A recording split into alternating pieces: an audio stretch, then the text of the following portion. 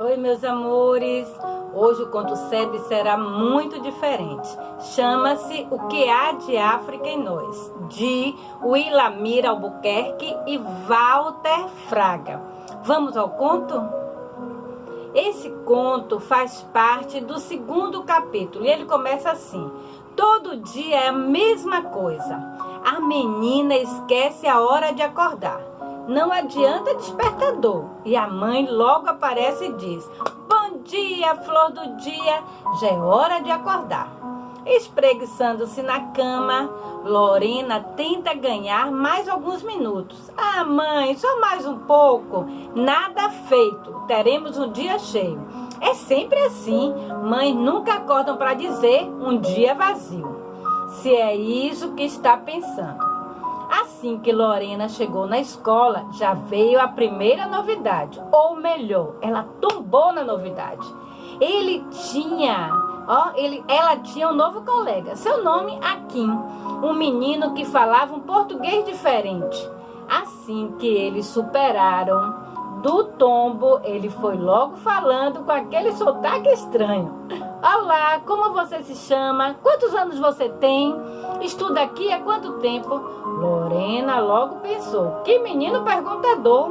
Antes que ele fizesse alguma pergunta, ela prosseguiu: de onde você veio? Nunca te vi aqui. Assim, Lorena ficou sabendo que Akin era da Angola. Havia pouco tempo, estava aqui com sua família. Lorena achou muito legal ter um amigo que falava um português diferente. E logo ela perguntou: onde fica Angola mesmo? A professora Yolanda também ficou curiosa quando conheceu Akin. E logo depois das boas-vindas, propôs que a turma aproveitasse a presença dele para saber mais sobre os países da África. Foi então que ela explicou, ou seja, que ele explicou ser da Angola, um dos 53 países que fazem parte do continente africano. Yolanda teve uma excelente ideia e propôs para os alunos: vamos todos para a biblioteca. Sim, em dupla vocês terão que pesquisar sobre algum país do continente africano.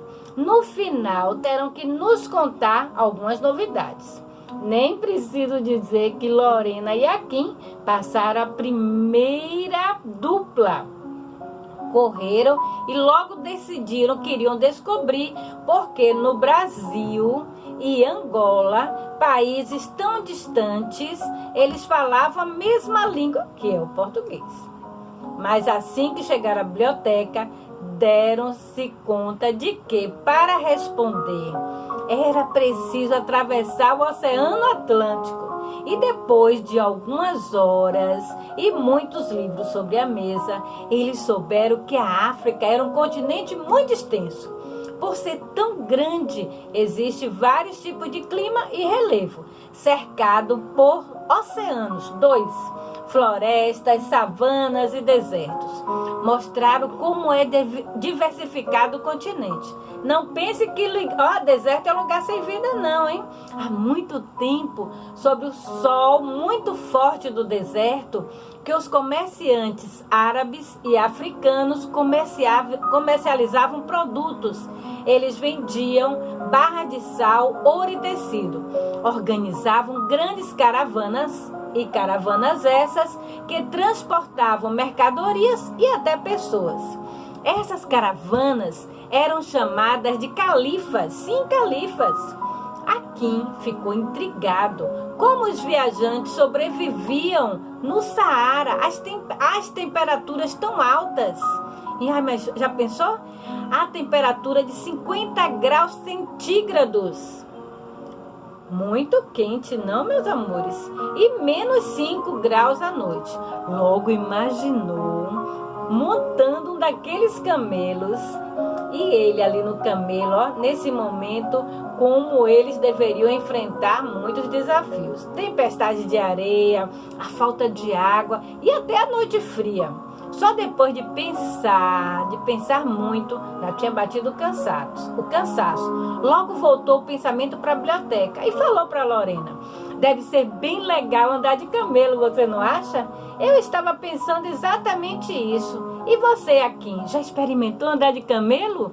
Apenas no meu sonho. Eu morava em Luanda, na capital da Angola.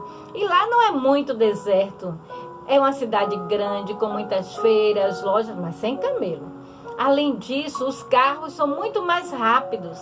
Ah, entendi, disse Lorena. Eles ainda não haviam descoberto como Akin, vindo de tão longe, falava o português. Logo a professora estava diante deles e propôs um livro chamado O Brasil e Angola, ao longo da história. Logo pegaram o livro e começaram a ler o livro e perceberam que o livro tinha tudo a ver: a escravidão, as mulheres, as crianças que foram trazidas para o Brasil. Séculos atrás, muitas pessoas eram capturadas em diversas regiões da África. Elas eram vendidas como escravos por vários países.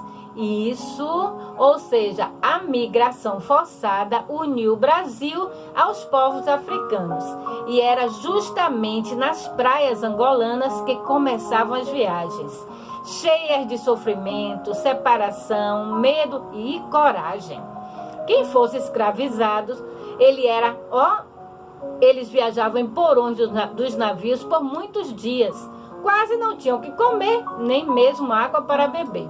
Esses navios eram chamados de tumbeiros, porque lembravam as tumbas.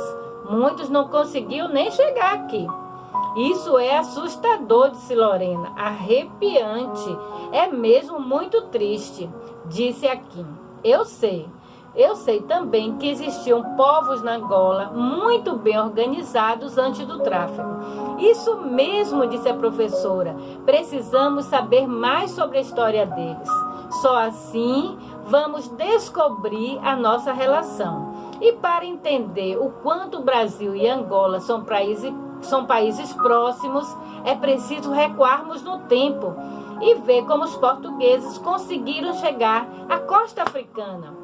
Para explicar melhor, a professora começou. Era uma vez o ano de 1443, quando o navegador Diogo Cão atravessou o Oceano Atlântico e chegou à foz do rio Zaire. Existia na época um importante reino Congo naquele lugar. Ele era formado por aldeias e até tinha um rei. E cabia o rei cobrar impostos dos chefes das aldeias. Em compensação, ele teria que dar proteção. Quando a chegada dos portugueses chegou ao Congo, já pensou?